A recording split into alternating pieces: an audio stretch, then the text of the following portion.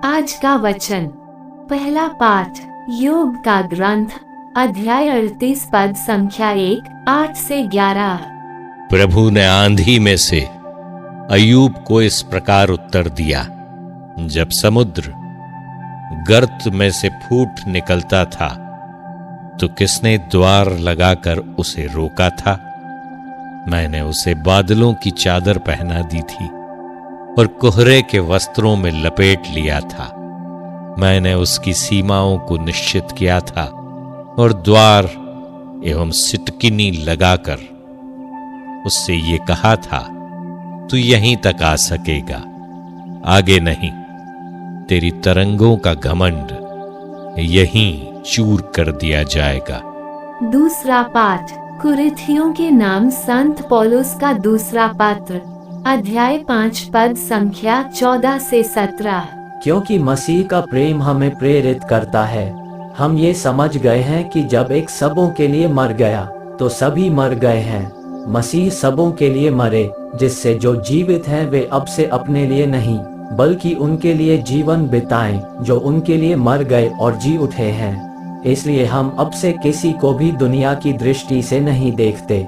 हमने मसीह को पहले दुनिया की दृष्टि से देखा, किंतु अब हम ऐसा नहीं करते। यदि कोई मसीह के साथ एक हो गया है तो वह नई सृष्टि बन गया है। पुरानी बातें समाप्त हो गई हैं और सब कुछ नया हो गया है। यह प्रभु की वाणी है। सुसमाचार संत मार्कुस, अध्याय 4 पद संख्या 35 से 41। उसी दिन संध्या हो जाने पर ईसा ने अपने शिष्यों से कहा, हम उस पार चले। लोगों को विदा करने के बाद शिष्य ईसा को उसी नाव पर ले गए जिस पर वे बैठे हुए थे। दूसरी नावें भी उनके साथ चली।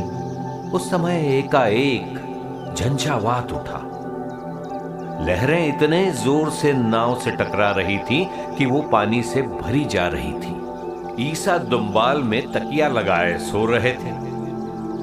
शिष्यों ने उन्हें जगाकर कहा, गुरुवर, हम डूब रहे हैं, क्या आपको इसकी कोई चिंता नहीं?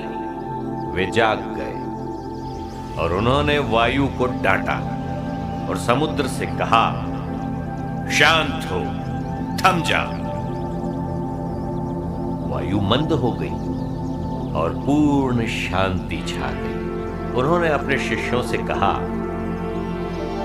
तुम लोग इस प्रकार क्यों डरते हो?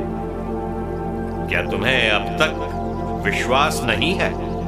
उन पर भय छा गया और वे आपस में ये कहते रहे, आखिर ये कौन है?